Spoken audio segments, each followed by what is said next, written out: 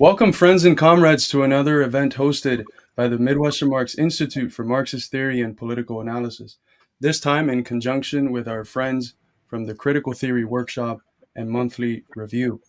We are here today to discuss the myth of the 68 thinkers, the topic of Gabriel Rockhill's recent article for the June issue of Monthly Review. Joining us is Gabriel himself, and I'm Eric Monville. The event will commence with a 10-minute presentation from Americ, followed by a 20-minute presentation from Gabriel, and will conclude with a discussion section wherein the audience will be capable of asking the speakers questions. So, without further ado, let's get started.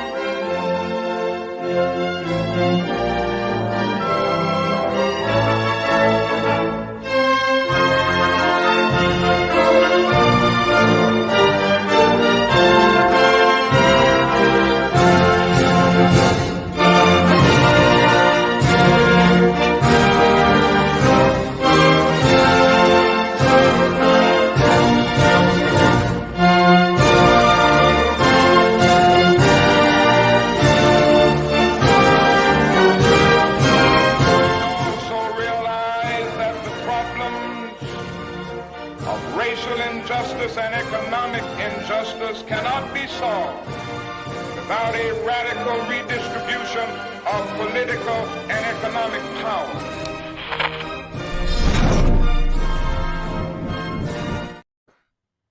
All righty, Gabriel and Americ, thank you so much for joining us today. Thanks for having us on. Okay, thank you for your invitation. Of course. So our first speaker is Americ Monville, born in 1977. Americ Monville is the author of several philosophical essays. For many years, he has worked in publishing for the theoretical journal La Pensée. I'm sure I'm pronouncing that incorrectly. And for various other publishing houses. His education includes being an alumni of Sciences Po Paris, studies in Latin, Greek, Old French, which he teaches, as well as philosophy. So thanks again for being here, comrade. You may commence your presentation. Pleasure is mine.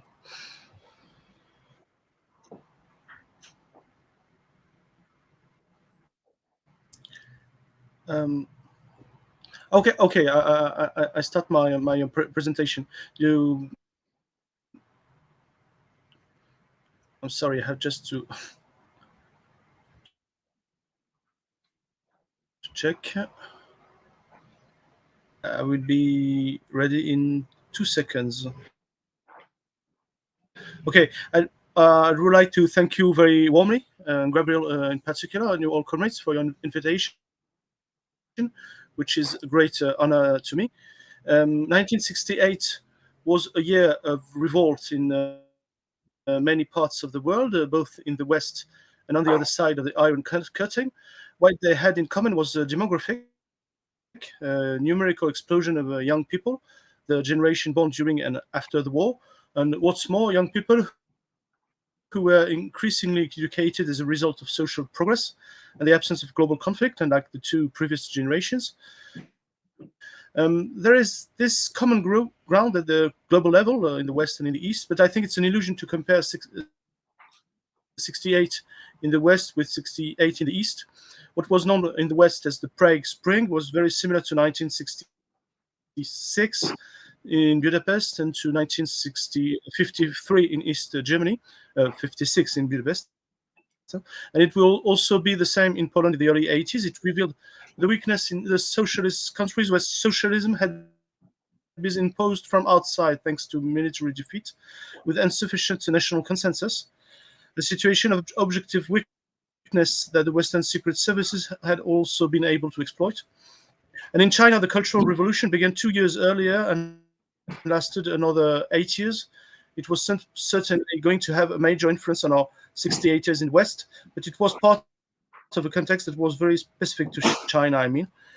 There's one thing in common in the West. In May 68, or what has been called the Italian creeping May, which in fact lasted throughout the 70s, but also in the US. It was a very anti-capitalistic context, but one which claimed to criticize the traditional workers' movements from the left. In France, the Union CGT, and in the French Communist Party mostly. Of course, these organizations played a prominent role in the events, prominent parts, but the most obvious targets of this self-proclaimed avant-gardes of the time were the Gaullists and the Communists. I mean, the two forces of armored resistance to Nazis who had occupied our country for 4 long years. These two glorious forces in 1945 declined sharply after 1968, and personally, I've always found it worrying that the fighters against fascism were the losers in this affair. Strange for a revolution. As for Gaullism, I imagine you're going to tell me maybe that it was simply the powers that be, the conservatives, bourgeoisie, and therefore anything we could do against them was a good thing. That's not entirely true. I don't know if anyone in the US knows this, but the General de Gaulle's policies, especially at the time, were very much opposed to American imperialism. De Gaulle took France out of NATO's integrated command. He gave the Phnom Penh speech in Cambodia against the war in Vietnam. He teased the United States in Quebec, where he said long live free Quebec, and in Mexico too. In any case, de Gaulle had become a target of the US. He had always had to fight during the war to ensure that France would be the victor of the war and not to be subjected to the plan prepared for France by the Americans, which was identical to the one made for Sicily, for instance, for our enemy and defeated country. And let's not forget that the American government had for a long time put its faith on the Petanist Admiral Darlan, which was a Nazi collaborator, and only at the very end decided to support de Gaulle. As for the Communist Party is concerned, the objection that to what I'm saying, I was saying is that in '68 it had become obsolete, too soft, and the fact is that today it's true that today is no longer a Leninist party but a Social Democratic Party, but that wasn't the case in '68, and it was also a mass and class party with a strong legitimacy. So arriving with more demanding slogans but representing no one, like all the leftists at this moment, was obviously playing into the hands of division. An objective criterion for judging the practical effectiveness of a Communist Party is its ability to organize strikes. The fact is that there have never been as many strikes in France as there were in '67. I think there was a downturn after '68 too. Despite, it's true, the magnificent social advances following the blockade by 10 million strikers and the Grenelle agreements. Grenelle agreements, it means that it was not signed by the unions, but implemented all the same by the government and employers in the face of pressure that ratified a 35% increase in the minimum wages and a 10% increase in other wages, with the creation of company trade union sections in the factories. It is true that after inflation, the crisis is making itself fat and will soon wipe out these gains.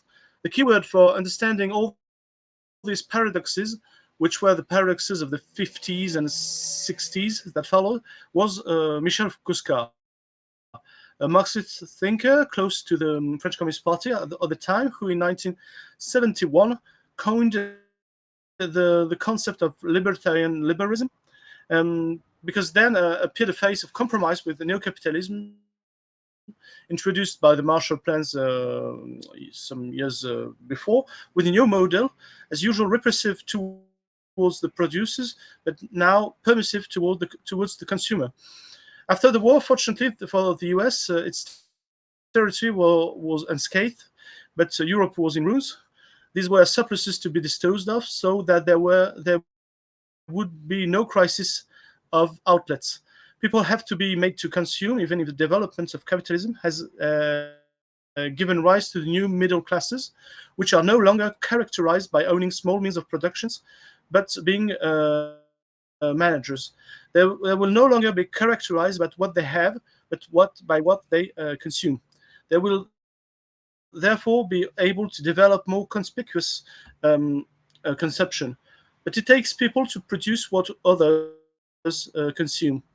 So, on the contrary, Michel Kruskar clearly shows that the working class, contrary to what people like Herbert Marcuse said, had not sold out itself for a plate of lentils, in the sense that it did not have access to the libidinal, playful, and marginal conceptions of these new middle classes, but only had access to capital goods necessary in any case to increase production. A car, for instance, to get to work, a washing machine, so that the wife can go to work too, as well, a fridge, so that the children don't starve while the husband and the wife are out working. So during these years, the middle classes were indeed integrated, not the working class, but the middle classes were integrated into the dominant power, as had happened with fascism, except that with fascism, we were in an economy of scarcity, so the values were traditionalist and puritanical. In a society of pure industrial development like the post-war period, power was going to be given to those who could consume to the detriment of those who could produce. In a sense, there was a workers' May 68, which led to immense working class achievements and a Bastille Day for the new middle classes. That was another part, to impose a new way of life, but not for everyone, just for those who could afford it, and one that corresponds perfectly to the new imperatives of production. The results was a libertarian, liberal social democracy, with the arrival in power of François Mitterrand, who was the so-called socialist president, but who, 2 years after coming to power, led France into the new liberalism of Thatcher and Reagan. From then on the 80s onwards, being left-wing no longer meant fighting for the rights of all, but simply asserting, for instance, that you were not racist, creating anti-racist associations, and so on. Of course, racism is an important issue, it's an important fight, but it should be the basis, something that goes without saying, and that is part of a broad common cause of respect and dignity, including economic dignity for everyone. Historically, emancipation movements have often been linked to the workers' movements. On the contrary, with this new form of neoliberalism, from now on, with this libertarian liberal social democracy, we will see the use of new struggles to replace the old one, the the class struggle, with the risk of identities splintering into communities instead of uniting the forces of the working people. In a sense, Emmanuel Macron, present president of France, who comes from this false socialism, is still following this line. The 68ers are still in power. For example, the government is now promoting a number of cosmetic reforms in the language of women's rights, but at the same time, it's promising to reform pensions, where, as we know, it is women who have had to stop working because of pregnancy who are the first victims of these reforms. We think of women's rights, the bourgeois woman, the woman who competes with men in politics, but they never, the government never think of working women who are the vast majorities in our countries. So, in short, we are still in what Kruskar characterized all is permitted for those who can afford it, but nothing is possible. So, there's an intellectual current that accompanies all these liberal libertarian aspects of May 68, which doesn't totally explain it, but which are put forward, and above all will be put forward later. Gabriel Rockhill has clearly shown how they were deliberately brought to the fore in the 70s, encouraged by the American authorities to become French theory, which was a usurpation, because French theory is obviously not limited to these thinkers, however gifted they may have been. Not all thinkers have thought of it that way, but what they have in common is a way of often taking Marxism in the opposite direction. Marxism is then caught between a structure without subject and subject without structure. In other words, in the face of the structure that is the state, the only opposition left is individual subjectivity, identity, with the avowed or unavowed, conscious or unconscious objective of not creating a revolutionary party, which would allow the alliance of revolutionary ideas to be successful. reactionary subjectivities towards a real change of structure. From this point of view, French theory has one absolutely common point, often little formulated as such, but present everywhere. I mean, anti-Leninism. And they are anti the construction of a mass and class party for the transition to the socialist mode of production, against a party to defend itself with democratic centralism, proletarian internationalism, the dictatorship of proletariat, materialist dialectical philosophy, class struggle, and so on. Structuralism was the major current of thought in the 60s in France, and one that fitted in well with a high technocratic society. There have been undeniable achievements since Ferdinand Saussure, a Swiss linguist at the turn of the century. Saussure thought of language as a structure, but with his distinction between diachrony and synchrony, he was able to show how we move from one structure to another, how things evolve. With Lévi-Strauss, we are already taking into account the major achievements of this structural approach when analyzing myths in anthropology, for instance. But when Lévi-Strauss speaks of his preference for peoples without history and of his system as a Kantianism without a transcendental subject, it is already clear how we can drift towards a form of eleatism, the consequence of which, in political terms, is a profound conservatism. The same applies to the stylistic analysis of Barthes and later Genet. This is a magnificent attempt to make literature texts speak for themselves, independently of context. But we can see the ravages of this in teaching today. In the form of a vulgate, it leads to a completely unhistorical way of looking at texts, to a true formalism. It's the same thing with Lacan's unconscious structured as a language, which is an important discovery that will leave room above all for the parade, but it will leave room above all for the parade of signifiers, with content for the reference. Foucault Foucault adored structures so much that he decreed a man's death. Finally, the use of structuralism was even more controversial in the field of Marxism itself, since the trial without subject, due to Althusser, would lead to the abandonment of the dialectics of nature, the abandonment of humanism, and then the dialectics tout court, all in the name of structuralism. And this Iliatism will give way to its mirror counterparts, dishelved subjectivists, supposedly freed from structure, a la Sartre and his critique of dialectical reason. Social democratization on the one hand, and desperate initiative on the other. Desiring machines a la Deleuze and Guattari, philosophy as the arbitrary productions of concept a la Deleuze, the return of Nietzsche, left-wing Nietzscheanism. Derrida launched deconstruction and said deconstruction, it's America.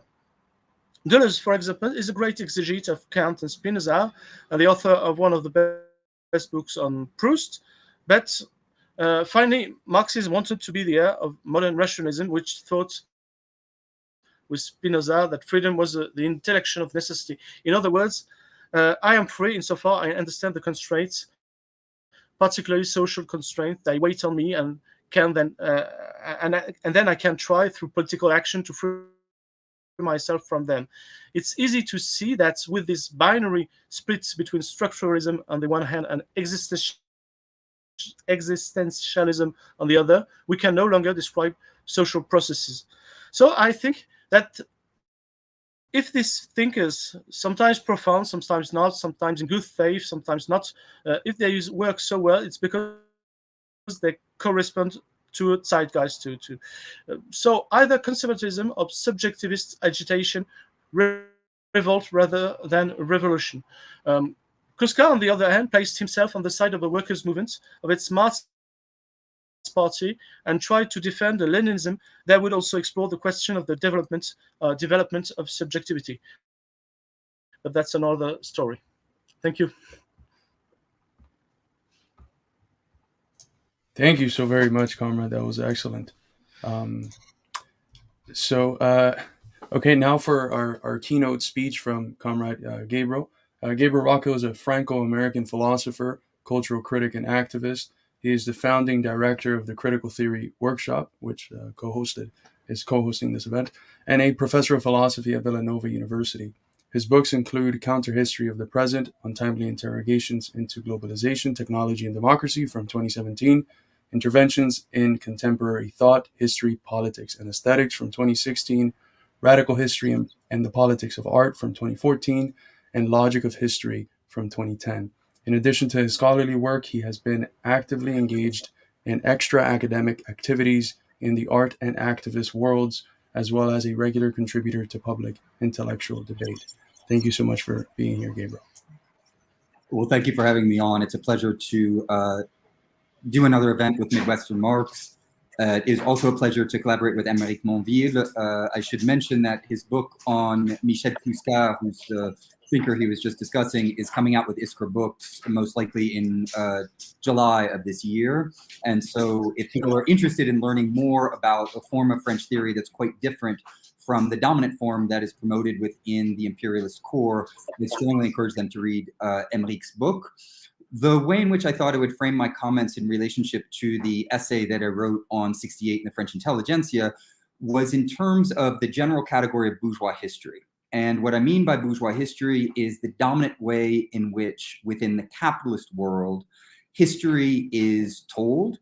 And this includes a number of different aspects, but one of the core elements of bourgeois history is an attempt to tame the radical nature of reality. Class struggle is what drives history, but bourgeois history attempts to make it look otherwise. In the words of Eduardo Galeano, whose book Upside Down I would strongly recommend, bourgeois history attempts to turn the world upside down. It endeavors to recuperate revolutionary history for its own ends. So histories of worker struggles from below and real gains for the proletariat become narratives of progress driven by benevolent measures taken by the bourgeois state, not concessions to class struggle, and they're usually primarily then centered around issues of rights and representation, not economic relations. The case of 68 is rather interesting in this regard because there would be very different ways of framing that time period from a historical materialist vantage point, and Émeric mentioned some of these. I think that if we look from a socialist perspective at what was going on in the wake of World War II, it is very clear that globally, the socialist project was advancing, and it was advancing through anti-imperialist struggles in the global South. And so one way of understanding 68 is instead the kind of anti-imperialist, pro-socialist revolutionary transformations across the global South that characterized a large part of the 50s and 60s. Instead, bourgeois history attempts to take that impressive anti-imperialist series of decades of struggle and compress them into a single historical moment, 1968, or more specifically, May 68. This goes hand in hand with a spatial compression that is undertaken by bourgeois history, in which instead of seeing global anti-imperialist uprisings, you simply see something like the student movement in Paris in 68, or at Columbia University, for that matter, in New York City in 68. And this also is further supported by the ways in which bourgeois history will privilege symbols over substance. So instead of foregrounding 68 as a major worker struggle, many people refer to it as the largest strike in the history of Europe. And as Émeric just pointed out, this builds off of strikes that were going on in 67 and builds off of the history of the workers' movement within France and, for that matter, more broadly within the world. What you have is the reduction of all of this anti-imperialist, pro-socialist activism to a student and youth-led revolt against the quote-unquote establishment. What the consequence of that is that instead of thinking about the 60s and 70s as an intense global anti-imperialist struggle within the overall ongoing advance of socialist state-building projects, we are given a kind of insurgent third way, meaning neither capitalist nor socialist, uprising on the part of the petty bourgeois stratum within the imperialist core, meaning within France, if we're speaking about that particular instance, which ultimately did not succeed in overthrowing the government, right? So a part of this bourgeois historiography that elevates 68 as the kind of great symbol of revolt of the last few decades is eradicating or attempting to erase all of the important anti-imperialist state-building projects from the socialist vantage point and replace it with a kind of insurgent anarchism, or what Émeric was referring to earlier as a kind of subjectivism, the glorification of subjective acting out that didn't succeed in ultimately transforming the government, although, of course, the workers' movement did within 68 obtain certain fundamental gains, like a 35% rise in the minimum wage, which was quite important. One of the reasons that I wanted to frame the article under discussion and the kind of themes under discussion in this manner is because for people of my generation, at least within the US and European context, for the most part, the high water mark of political radicality that at least was communicated to me was 68. There would be nothing higher than 68. I remember if it be the Occupy movement or even more recently with the anti-racist police terror kind of protests in 2020, there was a lot of discussion, both in activist communities and in intellectual communities, about this being perhaps another 68. And it's interesting to think that that would be the touchstone. And for that matter, within the academy, the most radical professors that I've had are all kind of new lefty 68 types. What's important to, I think, understand about this is the ways in which the promotion of 68 as the grand symbolic date obfuscates other important dates, which I'll get to in a moment, but it also tends to frame the history of class struggle in a very specific way.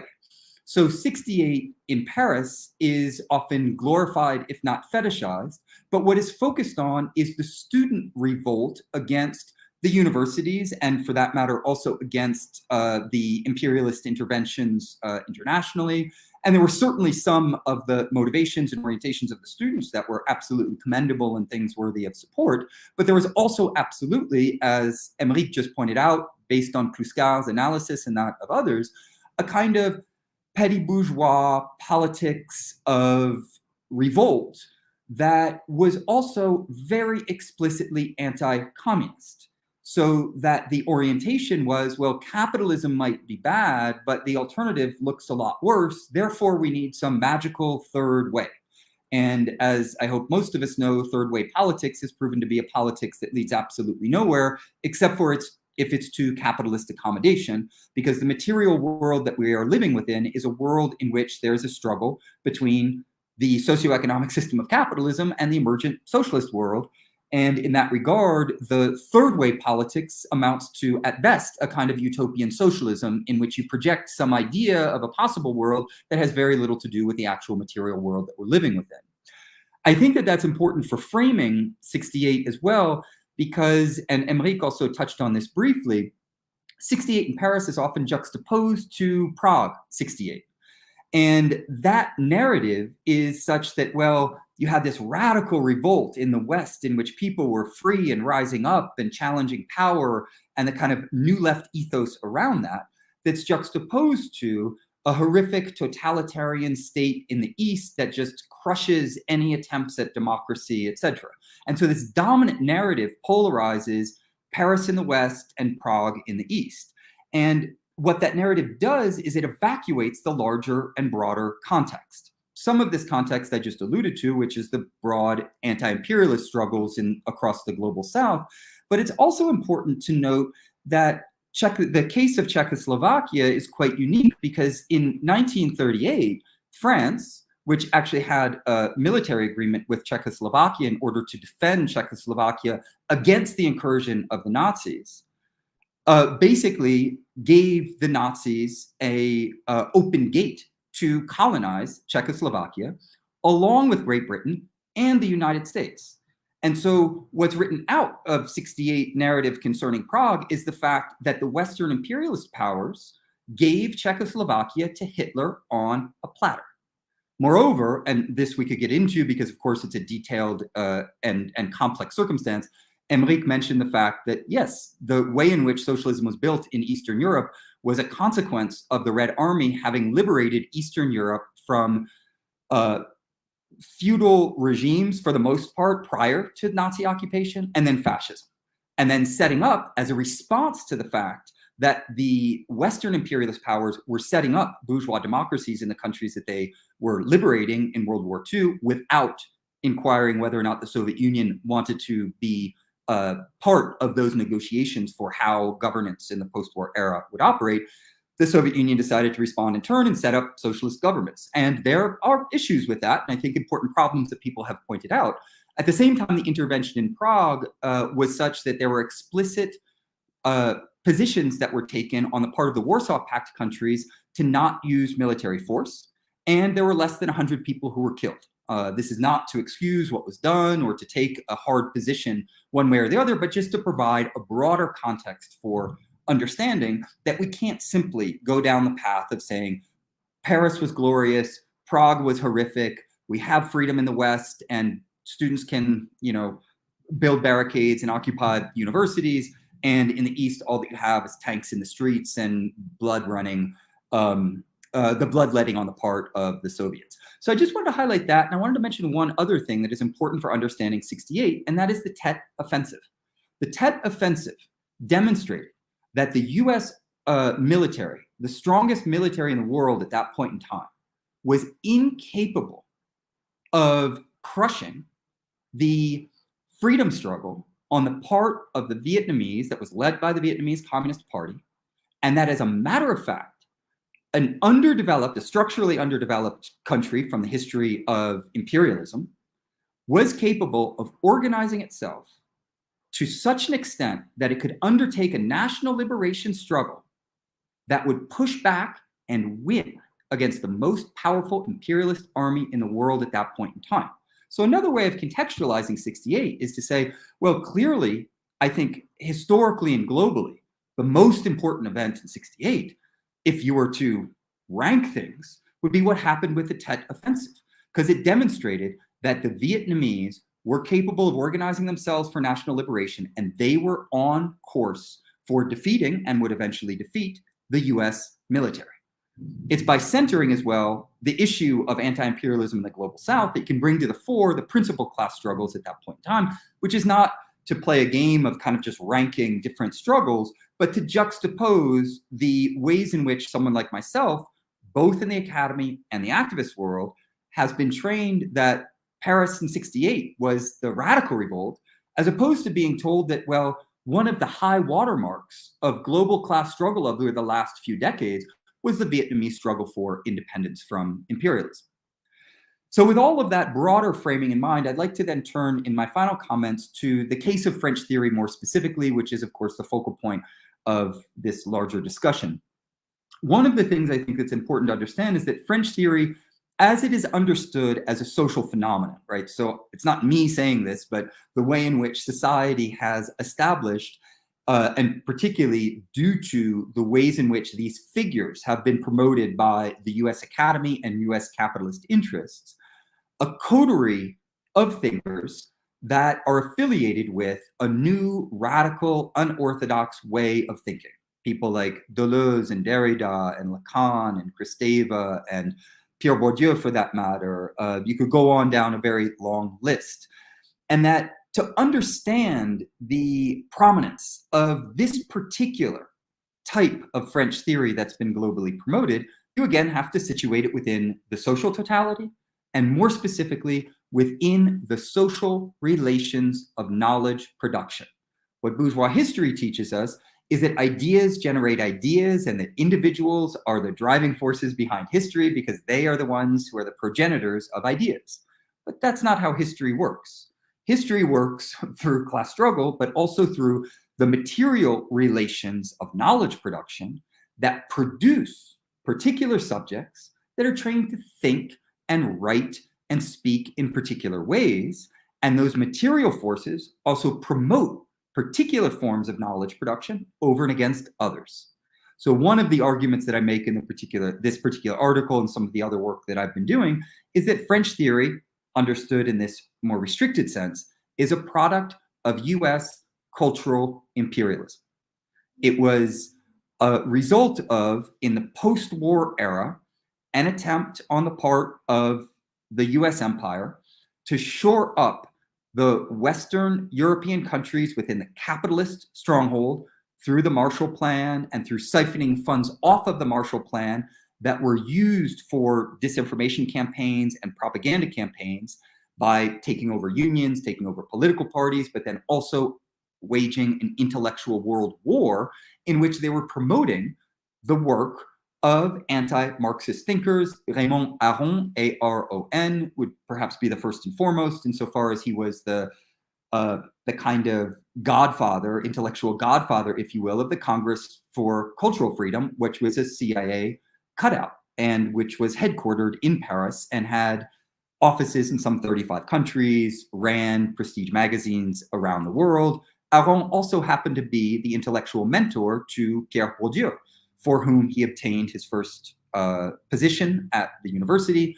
And Bourdieu was the director of the research institute that Aron oversaw at the EHESS, the OHSS, the École des Études en Sciences Sociales. In that regard, these are just some of the details, but the broader context here is that the US was keen on shoring up Western Europe within the capitalist camp and establishing a form of intellectual hegemony within the intelligentsia, in which there was a war waged against Marxism, and more specifically against forms of Marxism that supported the anti-imperialist struggles in the third world that I was just mentioning, and supported state-building projects on the part of socialists. So the Ford Foundation funded the major arrival of French theory within the United States, a famous conference that took place in Baltimore in 1966. And this was to the tune of over $250,000 in 2023 dollars. Anyone who's organized a conference in the academy knows that you would be lucky to get $500, $1,000, maybe $5,000 to organize a conference, and you'd have to knock on many doors. If the Ford Foundation opens up its spigot and gives you that much money, it's clear that there is an endeavor involved, and I spell out some of, an agenda involved, and I spell out some of that agenda in the article in question, so I'm not going to spell it out here right now. But part of the promotion of French theory was the attempt in not only symbolically elevating kind of May 68 and the student movement, not the workers' movement, in May 68 as the most important kind of movement for recuperating radical insurgent energies within a framework of capitalist accommodation, that within that overall framework, there was also the promotion of intellectuals who were then affiliated with 68. And much of this affiliation simply has to do with chronology. The fact that in 1966, both Michel Foucault and Jacques Lacan published books that were more or less bestsellers and were very, very widespread. And so the readership was very, very widespread. And so the affiliation was that such that just as the students had stormed and occupied the Sorbonne, so was this new group of thinkers undertaking an unprecedented attack on institutionalized knowledge that was unorthodox, that was different, that was radical, and wasn't beholden to things like the old left or Marxism that's determinist and reductionist. And you can go on down the list with the other series of incorrect stereotypes. So part of the promotion of French theory qua 68 thought was an attempt to elevate a radical liberal theory that was opposed to Marxism. And that also had to do with kind of promoting a new left orientation over and against what's called and denigrated as the old left. So a politics focused on class relations, but class relations understood as class struggles, as someone like Domenico Losordo has detailed with remarkable lucidity in his book, Class Struggle, because for the deep Marxist tradition, the history of class struggles has always been a struggle for women's emancipation, has always been a struggle for national liberation and the liberation of races. And so class struggles need to be understood in this broad sense, and that's how the best elements of the old left have always understood it. And of course, we could get into the details of who I'm thinking about and to what extent and at what points in time, because I'm focusing here more specifically on the kind of old left that's affiliated with the Third International and the consequences kind of in post-Third International history of that overall orientation.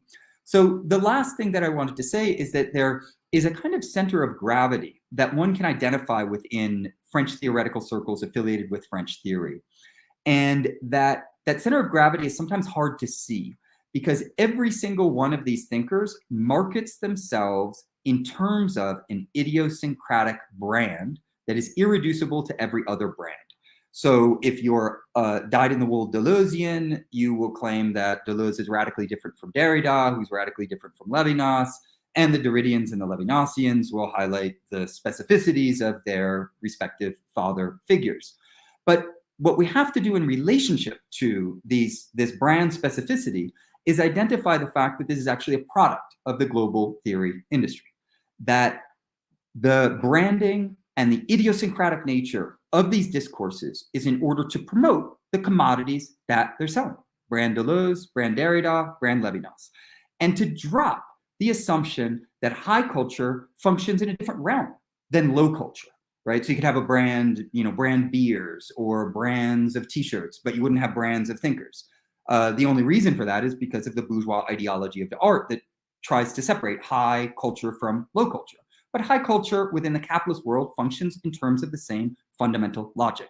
So a big part of my work has been trying to bring to the fore the ways in which the core theoretical practice of this group of thinkers affiliated with French theory is such that they endlessly promote their idiosyncratic differences in order to brand themselves, and also in order to dissimulate the fact that what they share is a fundamental political orientation, which is anti-totalitarian, anti-communist, ultimately. And I'd be happy to talk about the details if that sounds surprising in any ways. And I would include within this figures like Slavoj Žižek and Alain Badiou and more contemporary iterations, Jacques Rancière, of this kind of French theory phenomenon. And they're opposed, with almost no exceptions, there are a few that I could discuss if you wanted to actually existing socialist state-building projects. So once you see that, it becomes very clear why French theory would be promoted by the capitalist ruling class within the United States and by the elements of the bourgeois US state in its cultural imperialist endeavors. I'll leave it there and turn it back over to you, Carlos. Wonderfully said, comrade. I would like to open up the floor for both Emeric and Gabriel to reply if they have any comments on each other's presentations. We can discuss those for the next 10, 15 minutes and then perhaps turn to questions and audience questions.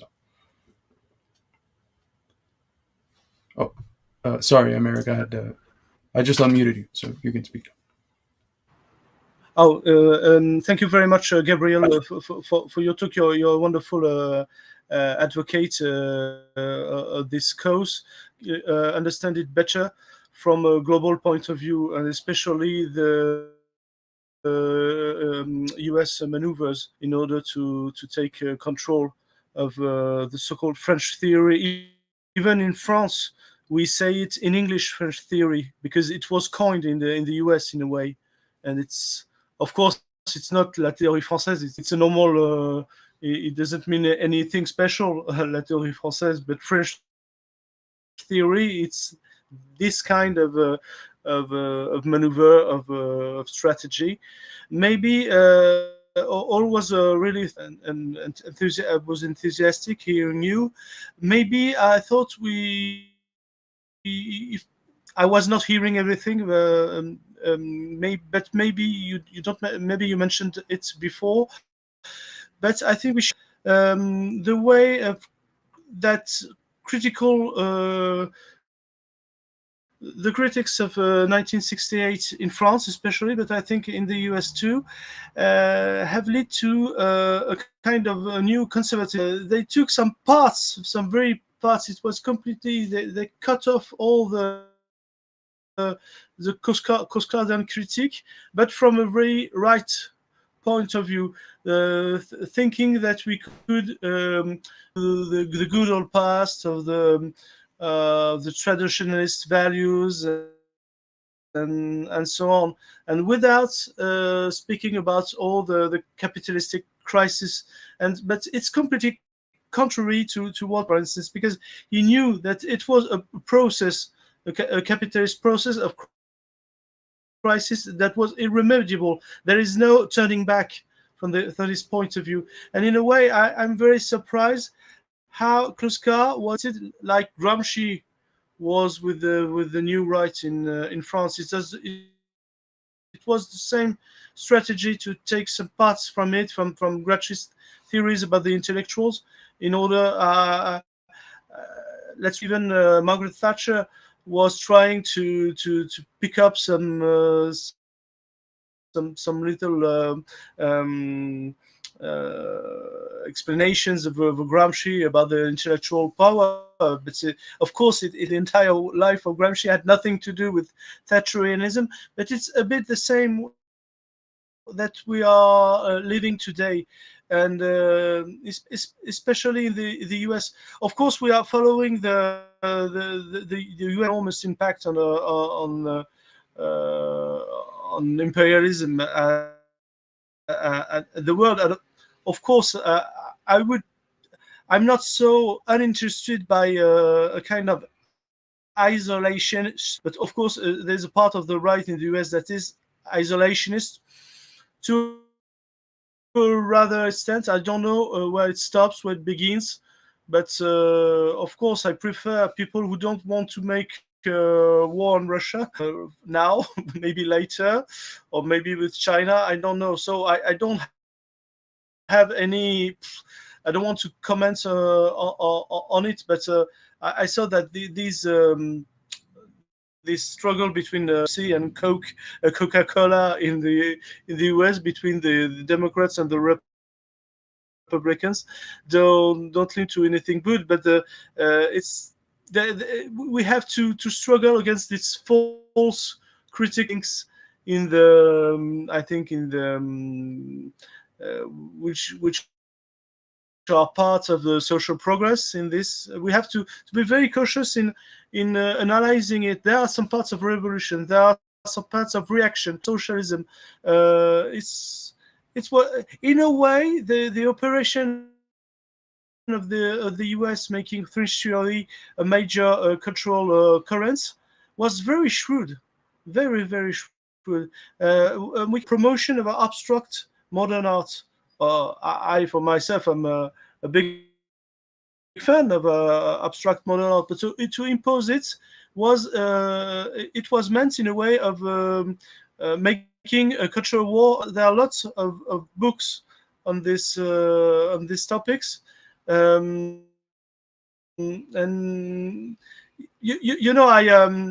I in Paris they had for instance Nicholas Nabokov, who was a very brilliant intellectual, and he was sent, especially in Paris, in order to because at this moment France was really had the intellectual influence. It was I think maybe we forgot it because from now on, since our governments consider themselves as somehow it's lose a lot of prestige.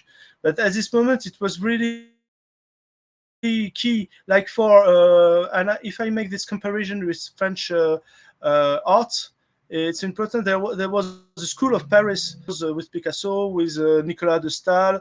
It was especially important, uh, and especially because these painters at this moment were not in some mottos of abstractionism. They was creating new ways of expressing social life. For instance, it was necessary to get there and to impose a new some of them. From instance, just to express myself, to explain myself, Nicolas de Stael used all the acquisitions of abstract art, put it in a new way of making a representation. But with all the gifts, with all the notions he knew from us abstract model, something else, but with action painting, for instance. The US wanted to impose something very much more abstract, much more technocratic in a way. There was a struggle in instance, because you had some modern music that was linked with the circles of the Italian Communist Party, for instance, with Luigi Nono, but they imposed Stockhausen with a very much about etc. etc. etc. It was, in a way, it was absolutely brilliant. I'm not sure that today they have the same capacity to do it. I think that French theory was the last brilliant. Of course, we can see how it worked, and of course they used all the notions, all the knowledge that was which is not a minor current. It was in a way it revolutionized the thought. But what is important to be sorry, I have to yeah. In France, they theorized the passage from a structure to another. It was generative. They called it structuralism, but it was in a way to reconstruct the capacity of Marxism to evolve from a structure to another in a way to it was Lucien Goldman, for instance. Lucien Goldman was the thinker of this capacity to think it, and but of course that's why they impose much more rigid conception of the structure, and I think in a way it's when you have genetical structuralism refined the dialectical Marxism, the dialectics, dialectical materialism. Okay, I'm not so. It's not in English, and maybe we'll hear me better because I'm not sure that yeah, some of the audition is good. In Paris, I will prepare it for an hour.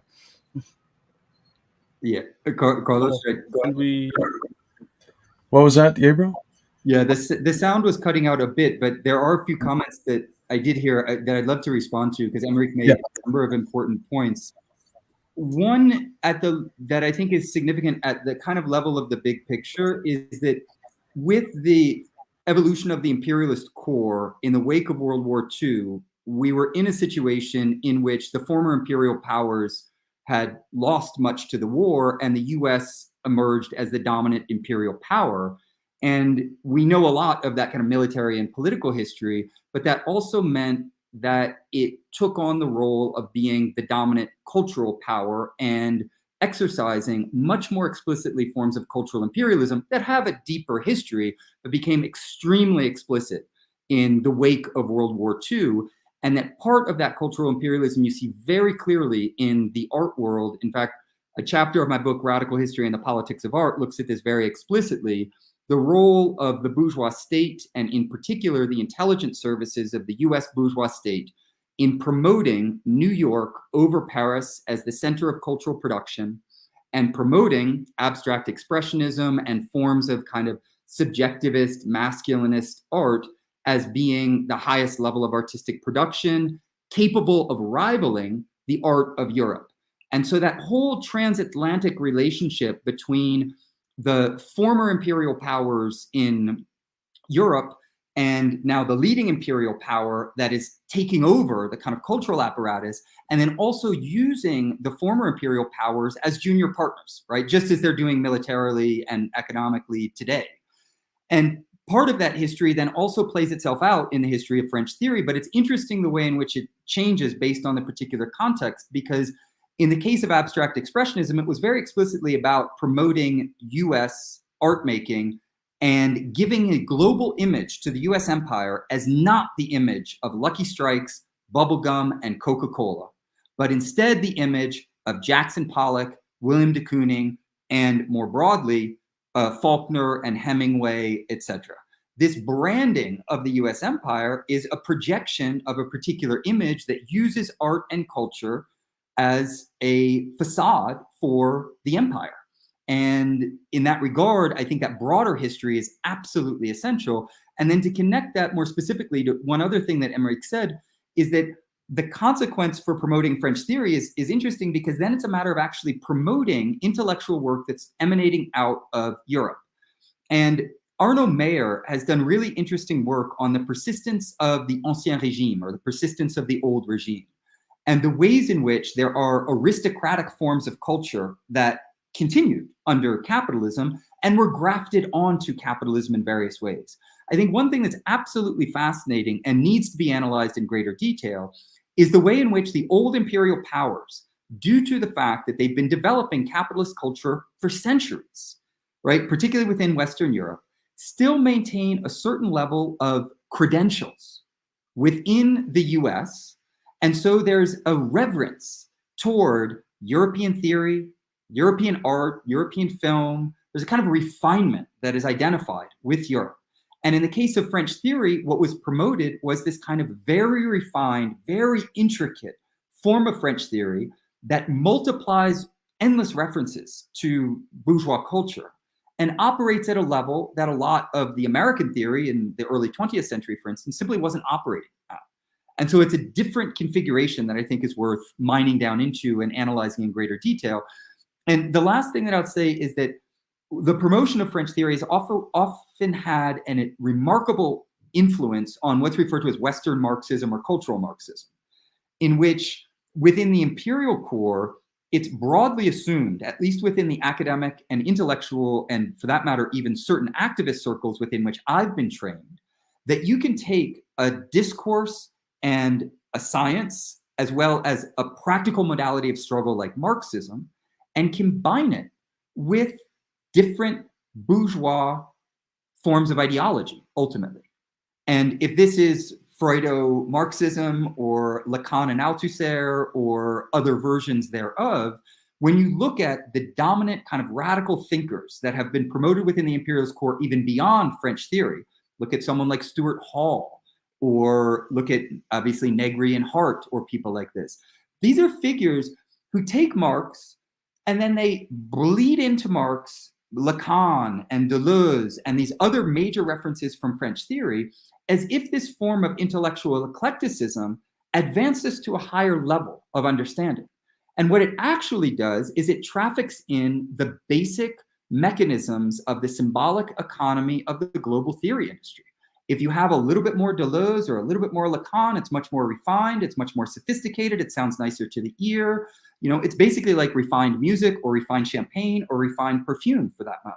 What's lacking is the substance of the analysis. And I'll give a shout out to the great Walter Rodney, who said, well, you know, these people who mix Marxism as a science of human liberation, right? This is an important science. It's not like a science amongst others where you can just dabble in a few other things and combine it at will.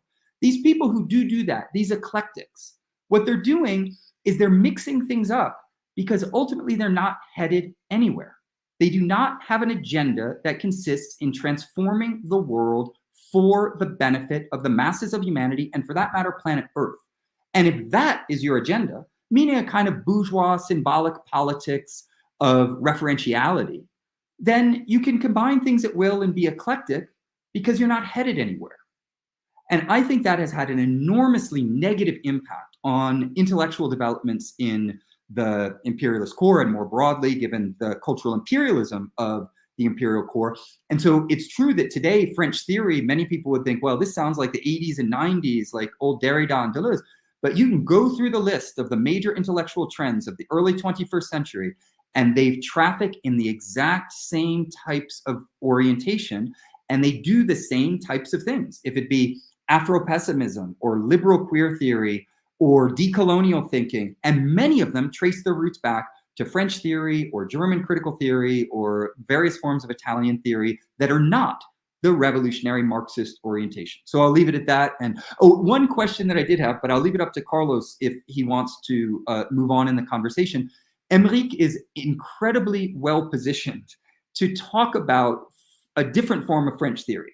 Not the French theory that is marketed globally, but the French theory that is produced within the language of French, that is not broadly translated, but that is doing work that is incredibly important to the science of human liberation that I mentioned a moment ago. So I don't know if, Émeric, if you want to share a few thoughts about the kind of alternative French theory, of which I would put you in that category, as well as the kind of work that you do as an editor with Éditions Delga and a lot of the authors that you work with.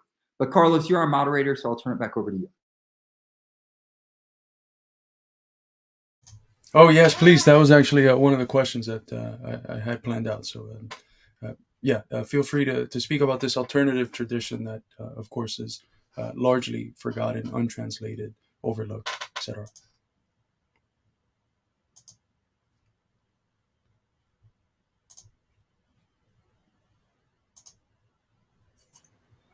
Excuse me, I was not to have heard all the questions. It was a bit cut off. You talked about the possibility of an alternative theory. Is that true? Yes. Okay. No, very I think the thing I forgot to tell you. I think that we, from our part, from the workers' movements, and for the thinking theory of the workers' movements, we had a big lack in these 60s. From the 60s, it was the lack of dialectics of nature. Because just in the 50s, just a bit after the war, there was the Lysenko affair. And of course, there was a lot of errors during this period. This time, from this period, a lot of Marxists didn't want to say anything about science in general, because they were afraid, they were shy, and they thought social science was just in order to solve economical problems, and they completely lack the courage of the defending Marxism as a point of view, as a dialectical materialism. And of course, maybe we had some books from the USSR. There was not really in a French literature way, because French and maybe was the land of the Balzac, of the Zola, of the Flaubert, the art of and then the US had great romances, writers of novels. But that was the literature land, and of course there is a way of present which is very literature way, and of course a lot of people were amazed by what was presented in the USSR, but there was a lot of interesting things, and in the problems in what we can call Western Marxism. And Western Marxism, the characteristics of Western Marxism is the lack, the abandonment of a dialectic of nature. It means it was like what Kojève made with Hegel.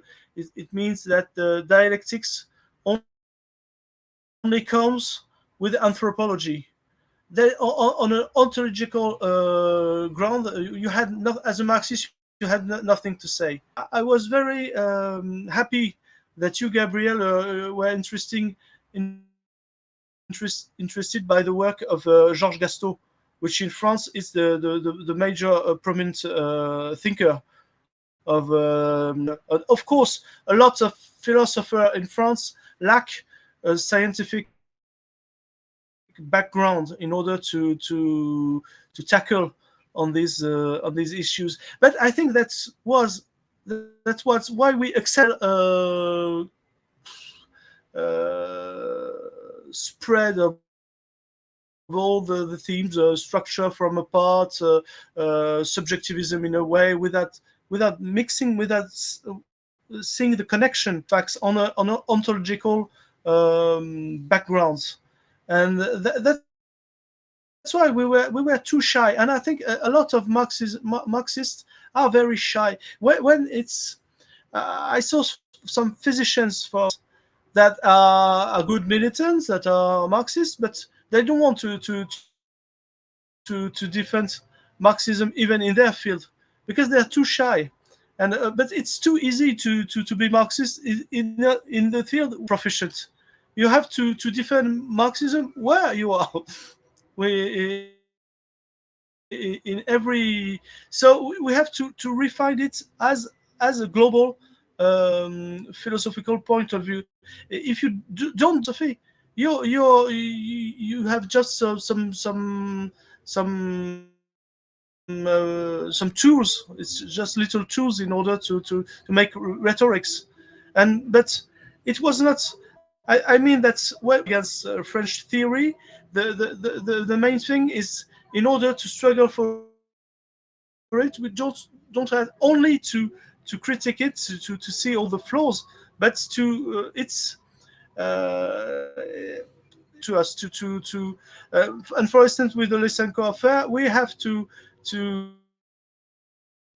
with the epigenetics, which is completely new. I published a book of a French biologist, soon translated into English, maybe by the same publishing house, Iskra. He told me. But it will be on ecology. He spoke about he went on the Lysenko affair, and he advocates for a new approach to it, to see exactly which mistake we did. But I must West, they refused the Darwinism as well. That was so we have to, but we don't have to be shy on these issues, and go on.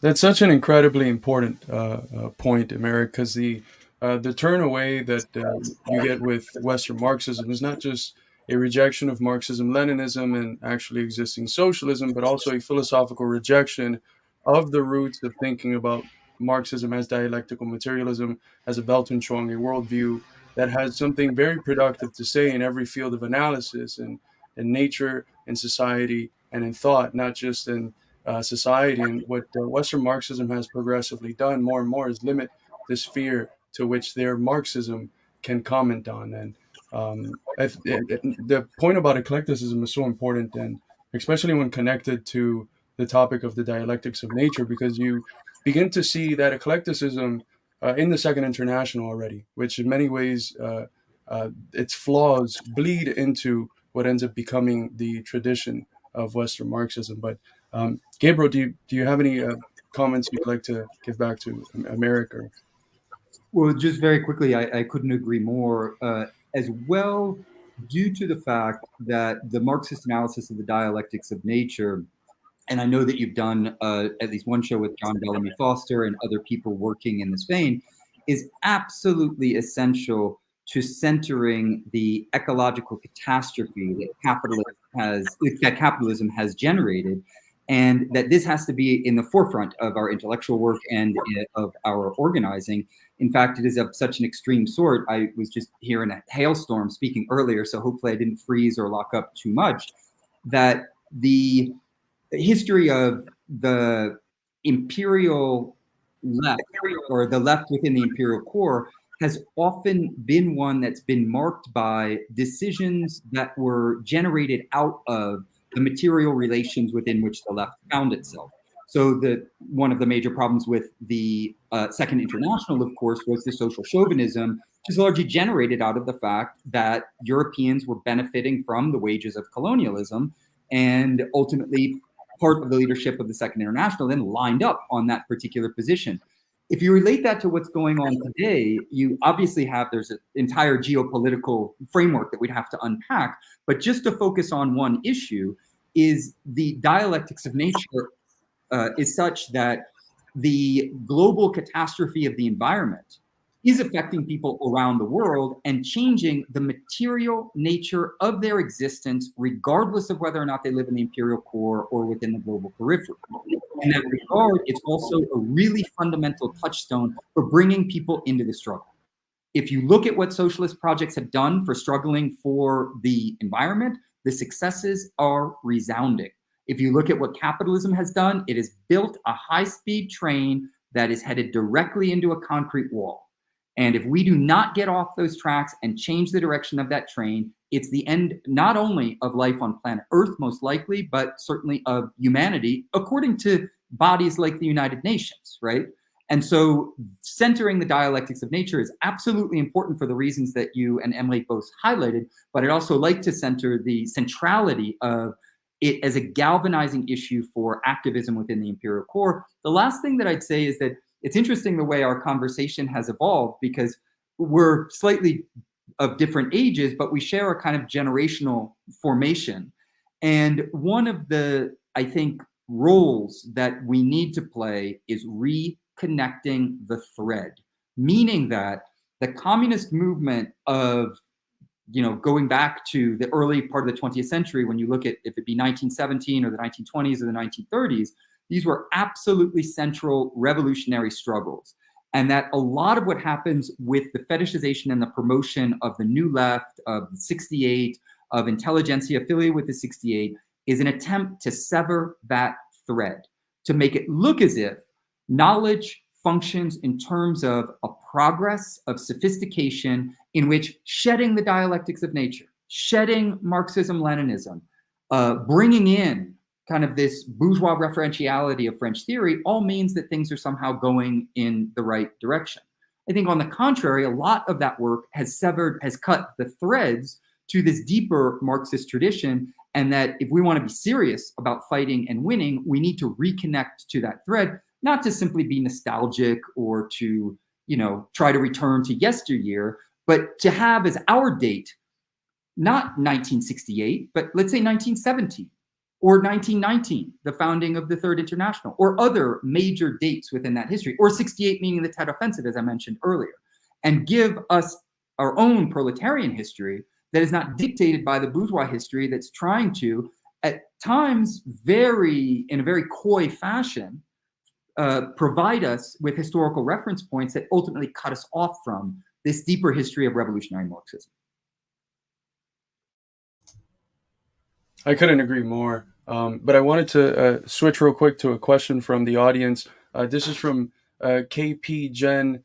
Can the critique of French 1968 be applied to the 60s in the U.S.? And I would perhaps add a little bit of the context, which is that the critique that you're providing isn't simply of the 68 thinkers as this sort of historical commodity fetish of the real 68 movement, but you're also opening the space for thinkers like Clouscard and others from this alternative tradition in France that have been critical of the trends that Losordo describes as populists, that are engaged in a more spontaneous, anarchistic, anti-party, anti-authority form of political practice that's grounded in terms of class position in the development of this new middle class post-Marshall Plan. That represents really a phenomenon that the former general secretary of our party here, Gus Hall, called petty bourgeois radicalism. And that's something that an analysis that has been fundamental for our institute understanding the middle class radicalism that we see in the left today. So how do you see that critique of 68 that comes from that tradition of Clouscard and other communists applying not just to the U.S. as a phenomenon that's global in character, but also to our current context? And how can you sort of decompress, because I really like the phrase that you use, Gabriel, it's a temporal and spatial compression of 68. How can we decompress that? And are any parts of that analysis, can they still apply to today's France and today's U.S.? Should I go ahead and jump in? It's a great question, and I like the way you fleshed it out, Carlos, as well as Gus Hall. Of course, that piece in particular is very important, and his work in general. Couldn't agree more. I'd say two things. The first is that the nature of the critique that I've undertaken in this particular essay, and for that matter, it's related to a book project, some of the chapters of which we've discussed on Midwestern Marx. My modality of critique is that the kind of radical tendency to engage in critique for critique's sake is an impasse. And my orientation is that critique needs to be grounded in a positive project. That's the whole point of critique, is not to dwell in the land of critique and to be mightier than thou and, you know, present one's views as somehow superior to that of others, but to actually have a positive project that's grounding that critique. And the positive project is the ongoing elaboration of a Marxist orientation that has not only developed, I think, the most sophisticated and clarifying tools of social analysis, but also has proven itself practically again and again capable of alleviating the pain, suffering, and exploitation of the masses of humanity. And so in that regard, the critique of French theory is in relationship to the need to promote the types of theory that Émeric Monville does, that people like Georges Gastaut do, that people like, and maybe you could put this in the chat, Émeric has worked a lot, and I think still does, with Édition Delga, and their publication tradition is fantastic. This work should be translated, should be widely available, because it is the type of work that is engaging in this positive tradition, because Marxism isn't some, you know, dogma. It is an ongoing collective science in which there are struggles and there's you know, different forces pulling in different directions. So sorry for the long proviso, but to get to the second point, which is really the heart of the question, I think that a lot of what we're talking about speaks very directly to the impact of culturalism and identitarianism within the Western left. By culturalism, I mean an attempt to shift politics away from class struggles, understood, as Lesorto elucidated, within the Marxist tradition. These are struggles that have always been about women's liberation, racial and national liberation, and about liberation from class oppression, including national liberation, which is the liberation of nations subjected to imperialism. Those forms of class struggle were the real focal point for the Marxism of the Third International and various strands that have continued those traditions in the wake of the Third International. In the New Left, what you have is, and I'm going to speak in broad terms, obviously there are some details and nuances we could get into, but in general, an attempt to pivot away from class struggles in the direction of cultural politics and identitarianism. That cultural politics means that what should be first and foremost is a struggle around race that is somehow unmoored from class struggles about capitalism, or a struggle around gender or sexuality or other forms of identity that are somehow unmoored from the social totality of class struggles, which at an intellectual level is nonsensical, because women are positioned within the social totality in which there are relations of production, and within those, they have been made subordinate, super exploited, and oppressed. We need to explain all of that. We can't siphon off from it a particular identity or set of identity claims and then just focus on those. And the proof is in the history of what those culturalist orientations have done. And Adolf Reed Jr., I think, has done the best work on this, where he's demonstrated that this culturalist orientation ultimately amounts to a class politics, but a class politics of a very different sort. It's the class politics of the petty bourgeois managerial stratum that wants to weaponize particular identity categories for their own ends, so that they can advance their careers as a Black artist, as a female artist, as an African-American intellectual, as this, that, or other category, because within the capitalist apparatus of knowledge production, these forms of identitarian culturalism work seamlessly with capitalism, because they allow for individual competition within this kind of broad stratum of the professional managerial class, while simultaneously invisibilizing the important class struggles on the part of workers from below. And so the New Left is in many ways the beginning for what would become identity politics and multiculturalism in the 80s and 90s, and what you see in the 21st century as wokeism. And, you know, people will use different terms for this, but what we have to do is like bracket all of this symbolic epiphenomena and look at the core mechanisms that are operative. The core mechanisms consist in a pivot away from class struggles in the name of a culturalist politics that serves the interest of the professional managerial class, particularly within the imperialist core, and particularly amongst those within the colonial periphery or the global periphery who aspire to the goods, services, and standing of those in the imperialist core. And so part of the culturalism and the identity politics, it's a cultural imperialist project through and through. All you have to do is look at all the Cuban artists who have been promoted within the United States, and it's absolutely blatant. And then you look at all the Cuban artists who have been disappeared or, invisibilized within that framework. And the same goes for writers and intellectuals, etc. So there's a lot more that could be said about this. I'd love to go on at length, but I feel like I've said enough. So I'll pass it back. I think that's a wonderful point, and it reminds me of Georg Lukács's analysis that apologetics for capitalism, specifically after 1848, has to take the form of an indirect apologetics, and the most successful way to do that is to make the critique of capitalism very culturalist, to ground it in an eternalizing understanding of historically contingent social relations, and that is archetypical of this move of the New Left and of Western Marxism. But Emeric, your comments?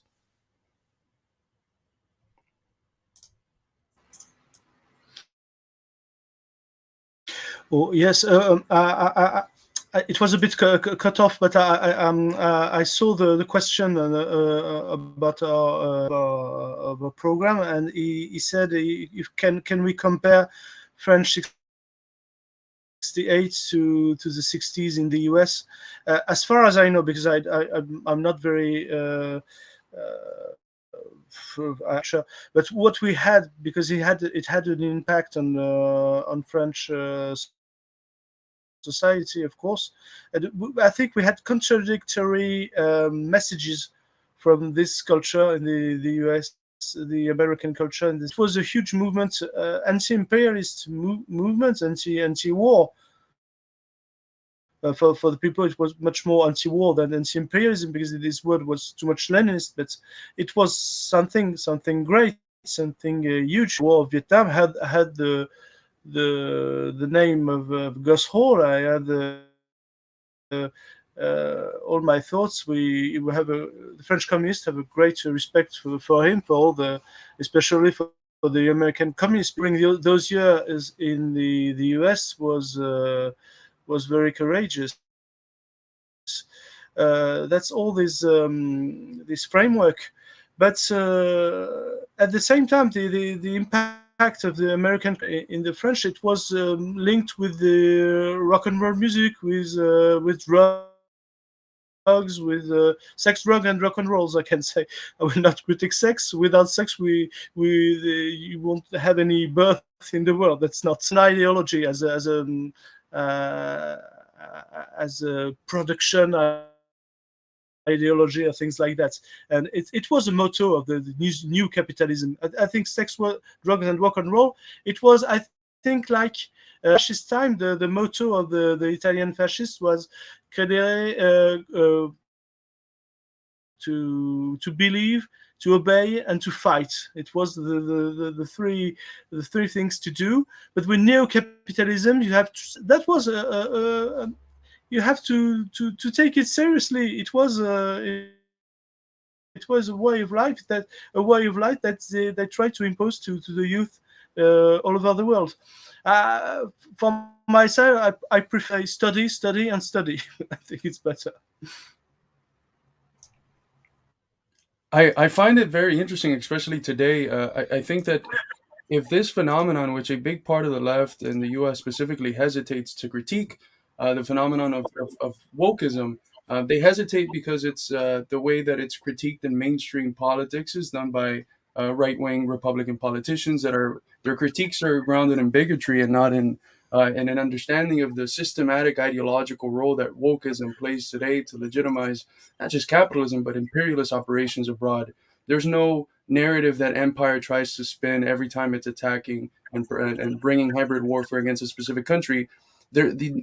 The narrative conjoint with that, specifically for the liberal parts of the inhabitants within the belly of the beast is always somehow tied to there's a minority of Uyghur Muslims that we have to go save from China who's doing a genocide. There's no proof for it, but the minority narrative is important. The same thing with Cuba, and the discourse around these artists that if you follow the money, you know that they've gotten more than $2 billion in the last 2 decades from the NED, USAID, and the State Departments. But they're black artists, and Cuba suppressing black artists, and so they're racist. The same thing in Venezuela with the LGBTQ, etc., etc., etc. And if you don't critique wokeism today, your analysis of bourgeois ideology is one-sided, and your war of positions is going to be one-sided.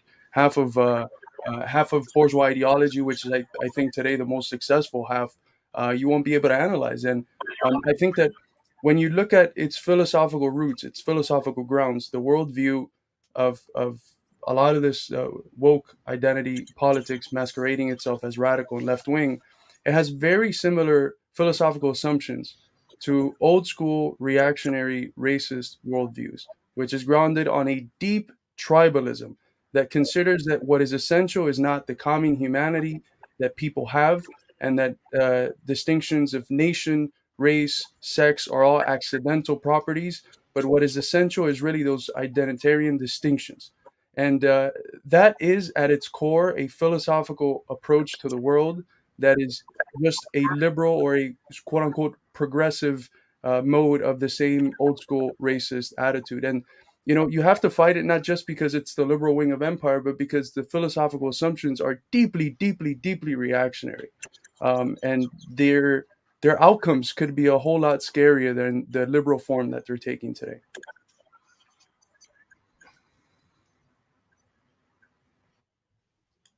That's a really great point, Carlos. I'll just say something really quickly, and that is that in order to critique it, you also have to understand how it's been generated. And it is true, if you look at the history of a country like the United States, this is a relatively recent phenomenon. If you go back even to my grandparents' generation, you don't have this kind of woke tribalism, right, that Carlos is referring to. And so it begs the question, why is it that the US empire has trafficked in these forms of identity politics at a particular point in time? And I think a part of that has to do with just the history of empire and the history of struggles from below. Because it is true that the US empire has, globally had an enormous impact on civilizations around the world. Its demographics have changed due to its imperial endeavors, right? The fact that we have, various waves of immigration at different class levels, this all has to do with the history of US empire. And that also has to be conjoined with struggles on the part of people. Some of those struggles, I think, are absolutely legitimate. Struggles for access to political power, to representation, and things like this. And so given the fact that the empire is not just the white settler colony that it was, for instance, in the early 19th century, but is instead a white settler colony that has engaged in global empire building that makes it such that its population, including its professional managerial population, is much more diverse than it was in the past. How do you deal with that? Well, you manage it. And you manage it precisely by using that mixed population in order to recuperate and transform what was partially driven by struggles from below into this kind of tribalism that Carlos was referring to. And I think also that materialist analysis of the history of imperialism and how it's produced these particular phenomena needs to be centered in those discussions, because then we see that it's material history that's ultimately driving these phenomena. And that woke ideology is a consequence of those material struggles and an attempt to recuperate this imperial history and the struggles from below for very, very nefarious ends. And I couldn't agree more with the fact that this is also one of the principal imperial tools that's used by the US if it's supporting so-called eco candidates or indigenous candidates around the world. All of this is just basically using woke identity politics as a way of pursuing the imperial project. So I guess I'll leave it at that.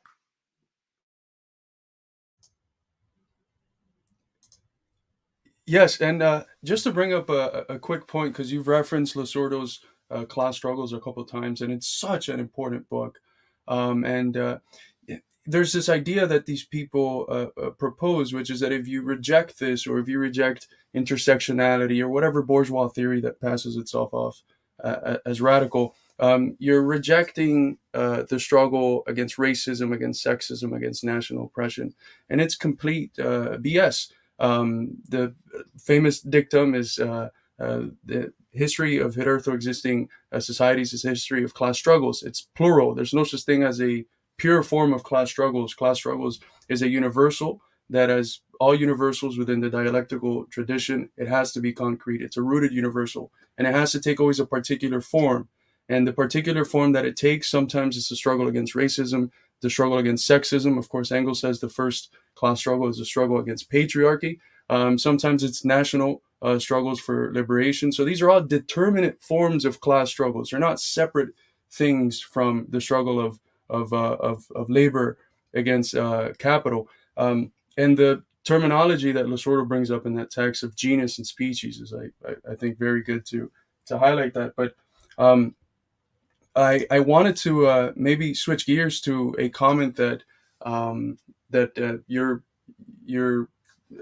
comment about settlers is a good segue for.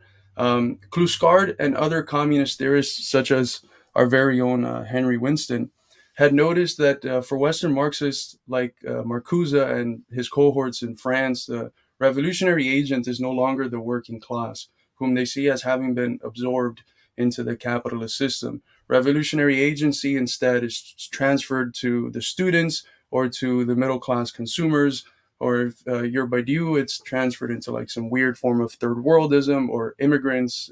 It's anything but the proletariat. There are growing trends in the U.S. today, in today's U.S. left, which reduce working people to settlers, and that understand the American project in its current context as if it was,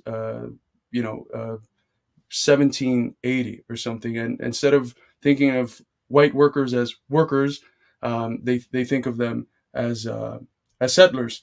I see this as a new, renewed form of this same general move by the Western Marxists away from thinking of the working class as a revolutionary agent. Because what ends up happening in a lot of these key theorists is that the most enlightened ones are usually the petty bourgeoisie or even the liberal wings of the bourgeoisie, that are more attuned to the woke forms of discourse than, say, parts of the working class that are in the Rust Belt region and voted for Trump. So these people are described as settlers, or, in the words of Comrade Hillary Clinton, as a basket of deplorables. And unfortunately, this discourse is more popular than you would think in the U.S. So is this similar in France? And if so, how is it being combated?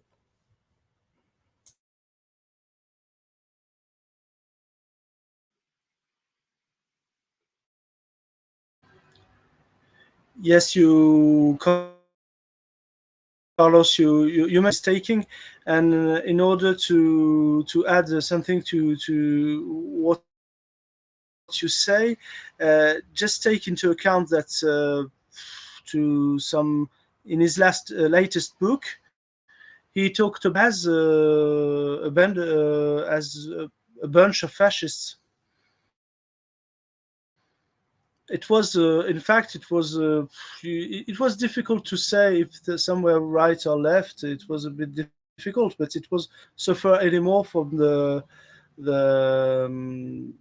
the pressure, the financial pressure against them. So Badiou is the heir of all the French theory, because it was man of this period. It was the second. In French we say second life.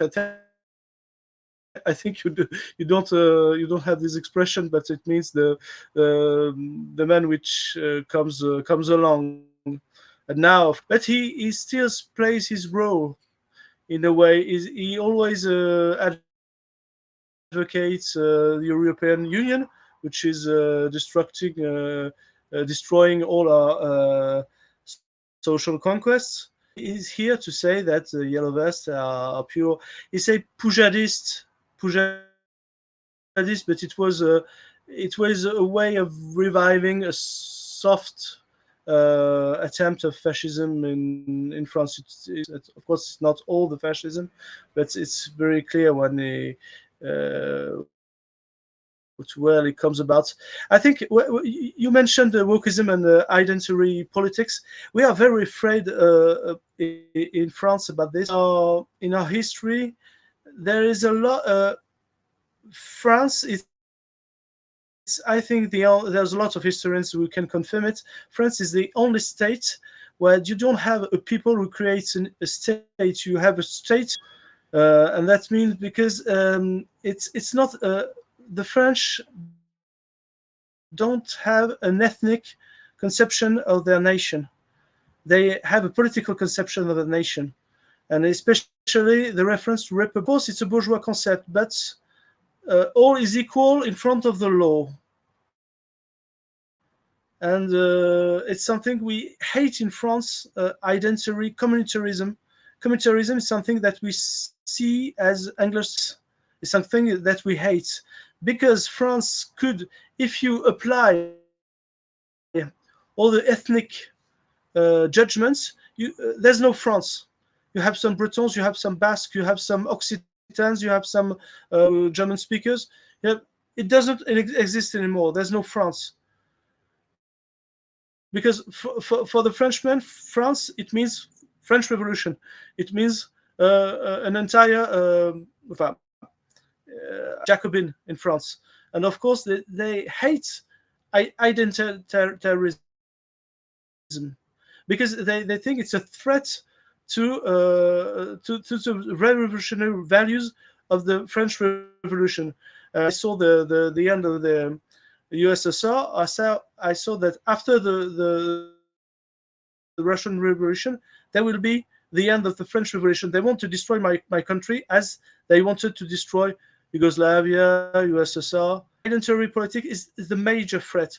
Because, of course, when someone is attacked because he's Jew, because he's black, because she's a woman, of course, I will be always ready to defend them. And, of course, you have to defend. If you're different, you have the right to defend this. But you have also to defend the right to indifference. You have the right to say, I'm just a human being. I apply for this job because I'm proficient. I'm competent for it because what I know, my proficiency. You have to defend both. Right to difference when you're attacked, and right to indifference in everyday life. And I think it's something very, I think, to the Americans, because in American history you had a lot of communitary politics. It was meant like it. It was very difficult to get away from this way of thinking. Communitary politics in the US, it reminds me that they're thinking like that. The American way of life is describing people as members of community, even if it's in order to take away from this division in it's difficult to have this Republican reference. And I think there's something that's to defend secularism. Secularism is a very French idea. I think maybe okay. I completely agree that France is also an imperial state with lots of problems, especially for the other peoples. But we could, in Austria, we could defend some rights in our country, especially, and because we had this Republican secularism state of mind. Of course, if you claim as a Catholic, as a Protestant, you can feud some civil war in France. In France, for instance, when you're a teacher, you don't have to mention that to which you don't have to say that you are an atheist, a Catholic, etc., etc. Because you teach, you concentrate yourself on what you teach. You are indifferent to this, and the state is indifferent to religion. And I'm very afraid, because I think that my country could explode, could be destroyed in this next century if we accept this reduction of all the possibilities of mankind to this struggle of. And in a way, an heritage of the French theory, this wokeism and so on. It has a strange link, but I think Gabriel will be very more much more better than I can do. I'm not sure, but I did want to touch on one element that I do think is important, and that is, obviously, we began the conversation around 68 and the French intelligentsia, and we've been talking a lot about identity politics and wokeism, but I think it's really important to see these all apart, because one of the ways in which identity politics, particularly within the US context, has given itself intellectual credentials is by affiliating itself with French theory and other iterations within the kind of Western rad lib intelligentsia.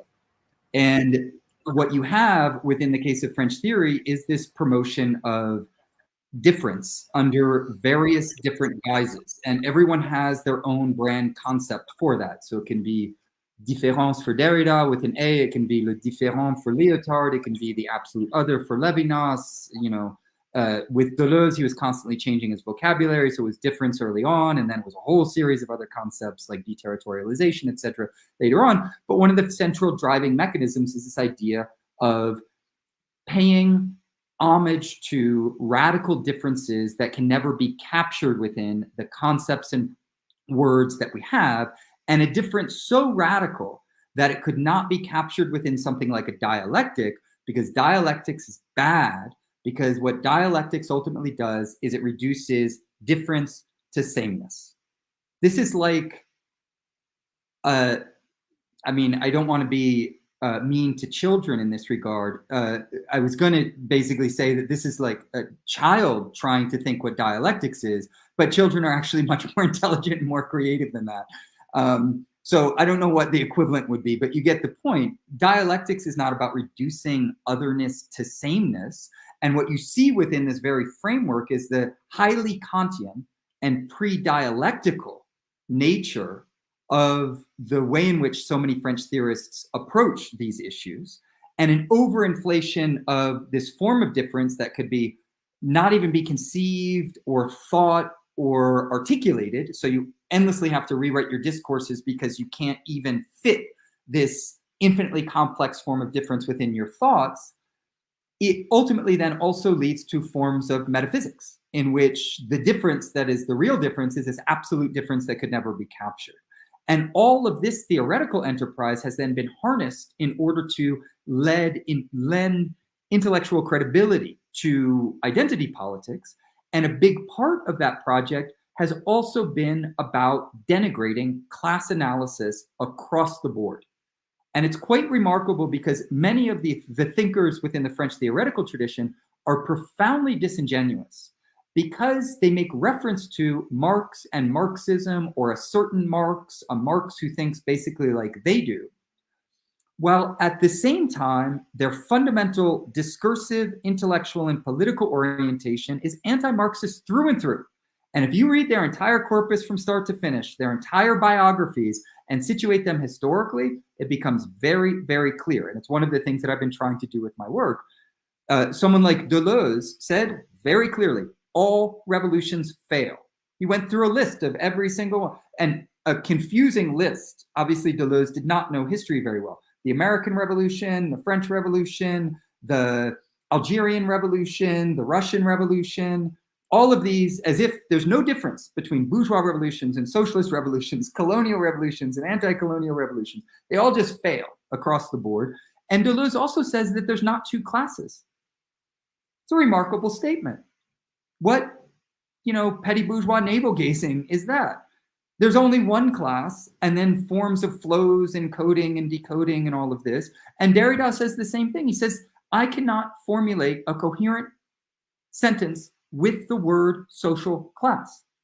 As if the fact that an individual petty bourgeois French intellectual cannot think something or utter something means that humanity itself cannot either think social class or, even more importantly, knows the lived reality of social class. And so a lot of French theory has been pitted against a class analysis, pitted against a dialectical analysis. And echoing some of the things that Carlos was saying earlier, I do think there are fundamentally retrograde elements within certain aspects of French theory. So much of what French theory says amounts to French theory in this sense that we've been talking about it, amounts to saying that there's this totalitarian way of thinking that's really bad, in which you think you can understand something about the world and say something coherent about it. That's awful, that's reductivist, that's determinist. And there's this other way of thinking that consists in tailing forms of difference that always escape our concepts, always escape our words, and ultimately just kind of flies off into the metaphysical distance. And this is good. So you have a kind of orientation that is very clearly pitted against class analysis and materialism, and that also provides an image of the Marxist tradition that is fundamentally flawed. There are innumerable quotes that I could cite from Derrida, Deleuze, Levinas, forget about it, because he was a reactionary Zionist imperialist, so I don't even know where to start with Levinas, where they basically say that the entire Marxist tradition is economistic and deterministic and reductionist. Who are they reading? The answer is nobody. They haven't read the Marxist tradition, they don't know it, and they are grandstanding as petty bourgeois intellectuals who can proffer forth the dominant ideology of the Western imperialist world as if they were throwing pearls to swine, as if these were crystal clear ideas that everybody knows, that everything about socialism is horrific. As Foucault said very clearly, everything in socialism is to be condemned. As Derrida said in his book Spectres of Marx, in which he tried to do some fancy footwork in order to recuperate Marxism in the wake of its disappearance, apparently, which would be news to the Chinese Communist Party and many other people around the world. And he says very explicitly that his entire life and work has been pitted against totalitarianism and everything that it stands for and everything affiliated with lived experience of socialism. So I just wanted to kind of connect some of this conversation on identity politics and wokeism to an attempt to lend it intellectual credibility by using this anti-communist and anti-Marxist metaphysical and anti-dialectical discourse in order to give it a kind of a fancy bourgeois veneer, if you will. And that is part of the larger kind of complex that I think a lot of the Western left suffers from. And fortunately, and hope this has come through in some of the discussion, what we're proposing is not just a critique of that, but an antidote, right? So the authors that Emeric has mentioned, that Carlos has mentioned, that I have mentioned, these are authors who are part of a living collective tradition in which there are disagreements and there are debates and people are pushing and pulling in different directions. But there is a clear orientation towards the development of scientific tools of analysis and a practical engagement aimed at transforming the world in a more egalitarian and ecologically sound direction. And that's the tradition that we need to uplift. And we have to recognize what the obscurantists are doing in order to try to get that project off its tracks. Very, very well said. As usual, it all goes down to a statement, or it could go down to a statement that Engels makes in a letter to Conrad Schmidt, which is that what all these gentlemen lack is dialectics. And a lot of the times what they end up calling Marxism is a half-ass analysis that's anti-dialectical that they project onto the Marxists. But I wanted to perhaps end, because we're about to hit the 2-hour mark, on a somewhat of a more basic question that I don't think is unimportant, but that should be addressed. And it's one that I get often asked by some of the older comrades that I engage with, which is that, you know, these philosophical trends within the bourgeois academy must be criticized, but what weight do they hold when it comes to practical organizing?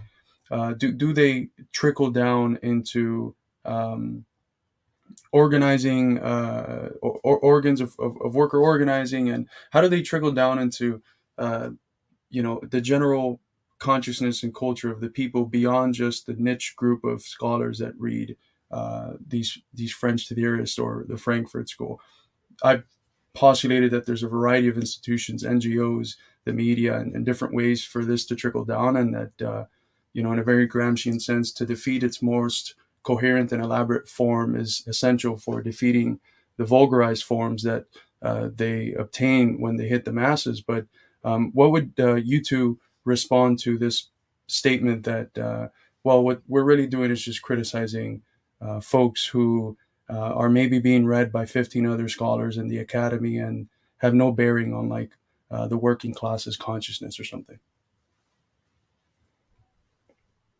I think it's a really important question, and we need to address it in terms that flesh out the social totality. And Carlos, I take it that you're doing that in your response, because really the focal point is not so much French theory or an individual thinker, or in my other work on German critical theory or various forms of the global theory industry.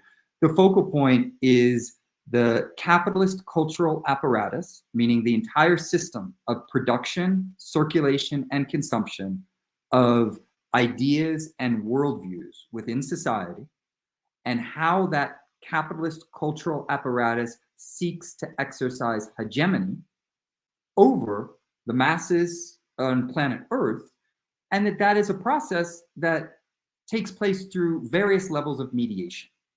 And so the professional managerial class stratum of the intellectuals and the artists and the journalists and people who are in the kind of visible spotlight of the cultural apparatus are often people who are either experts or dilettantes in various discourses like the ones that we're talking about, and some others.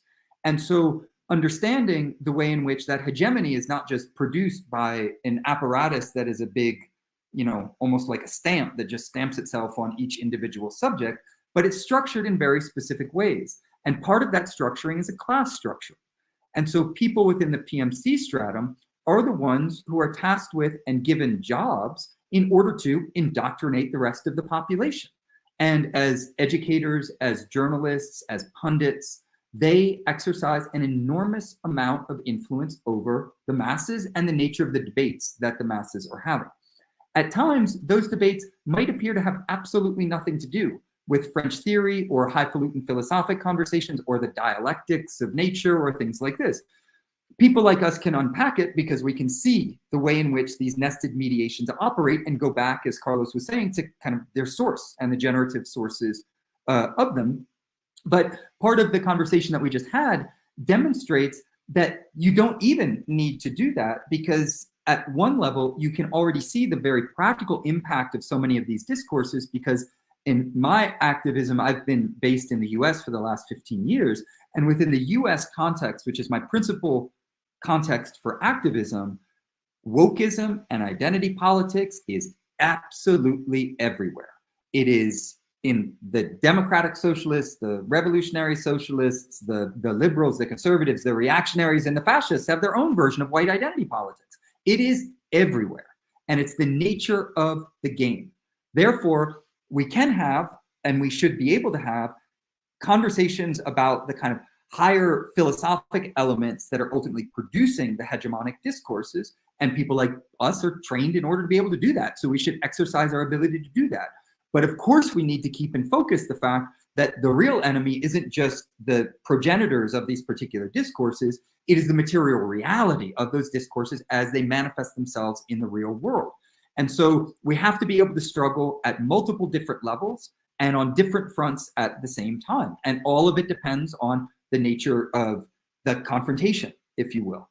And one of the things that I think has been helpful about this conversation is we've talked at a very broad level about issues that are very germane to contemporary organizing, because it's about centering class struggles in the broader sense that we've been talking about in order to fight and win.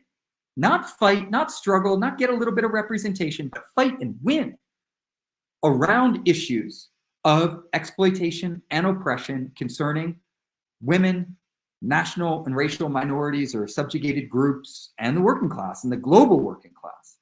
And in that regard, That needs to be the real focal point, and we do need to develop very strong discourses against the dominant cultural apparatus, which is indoctrinating people into the idea that leftism is wokeism and leftism is identity politics.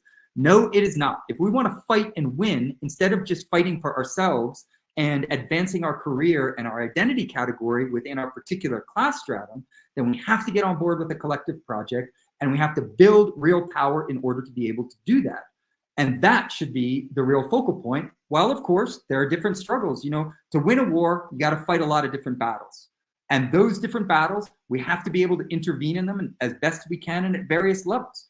Therefore, I think that we have to multiply the fronts of struggle, if you will. And hopefully this conversation has been, in part, at least, a contribution to that. Wonderfully said. Comrade Americ, do you have any comments on why it's important to criticize these academic tendencies and how they bleed into society at large? To what you mentioned, Lenin theorized the distinction between theory, propaganda, and agitation. And I think that's mostly our enemies, capitalist enemies, who are using this very in a brilliant way, but we must retake it. I think it needs more gift, more genius to do the agitation thing or the propaganda thing. I think the thinking and theory is maybe the most the easiest thing, but of course you can't. You must go through that. It's because all is linked, as Gabriel clearly explained it.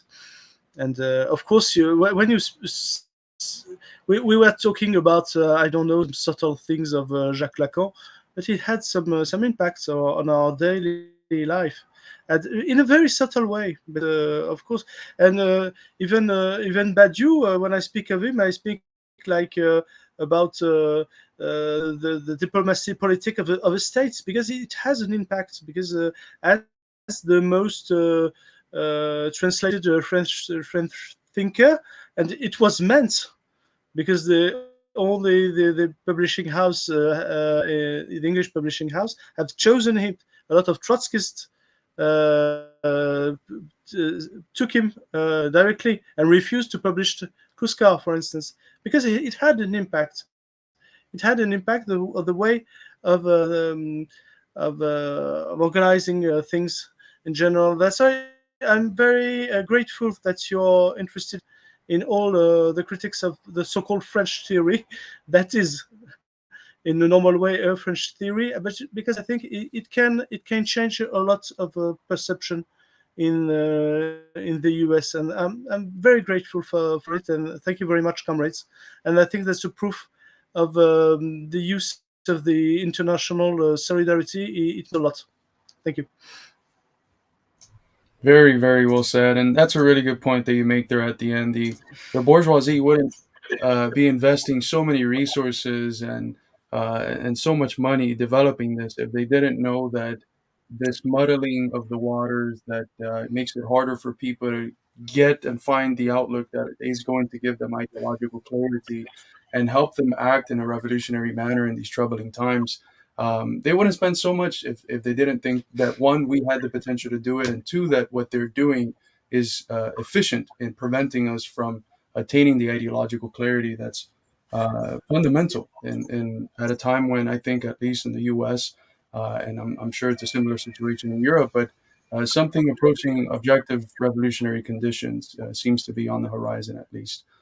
So thank you both very much for being here. Is there anything either of you would like to plug before we go? Well, thank you both for a wonderful conversation. I think it's been very rich, and I think it's important the extent to which the struggle that we're involved in is very different than the struggle on the part of the bourgeois cultural apparatus, because what the bourgeois cultural apparatus is trying to do is hide the very nature of reality. And what we have on our side is reality. And as Michael Parenti often said, reality is radical. meaning that people are being exploited, oppressed, killed in wars, killed due to environmental degradation. And so we have a reality on our side, which is a great struggle to be involved in, even if our resources are much more limited, our platforms are much less visible. We are fighting on the side of reality, and we're fighting on the side of people for their liberation. And so in that regard, I think that it's obviously a struggle worth being involved in, and something that is, echoing back to our conversation around dialectics, something that is objectively of value, not just subjectively. So those are my final comments, but I would say that I did want to make sure everyone heard me earlier that Emeric has written a very important book on Michel Fusca, who's the figure we were talking about earlier, that's coming out with Iskra Books. I had the privilege of writing the foreword to that. We're going to do a book launch in the Critical Theory Workshop Summer School, which is going to take place in July. And so I at least wanted to plug that and highlight that. But otherwise, that's it from my end, other than thanking Carlos and Midwestern Marx for hosting this and for collaborating once again on an important conversation. Emeric, is there anything you'd like to? By the way, if you ever want to plug the book, we'd be happy to help offer our space to plug the book as well. So, but anything you'd like to plug before we go? Oh no, just to renew my all my thanks because it was great to have this discussion with. I hope to pursue it to follow it in Paris, and I hope that it was very difficult for me to hear all the things. I hope we can find some better ways to hear each other. But of course, we understand us very very well. That's a major point. And thank you very much, comrades. Absolutely. So we'll sign out to the International the same way we came in. Thank you both for coming on again, and thanks to everyone who watched.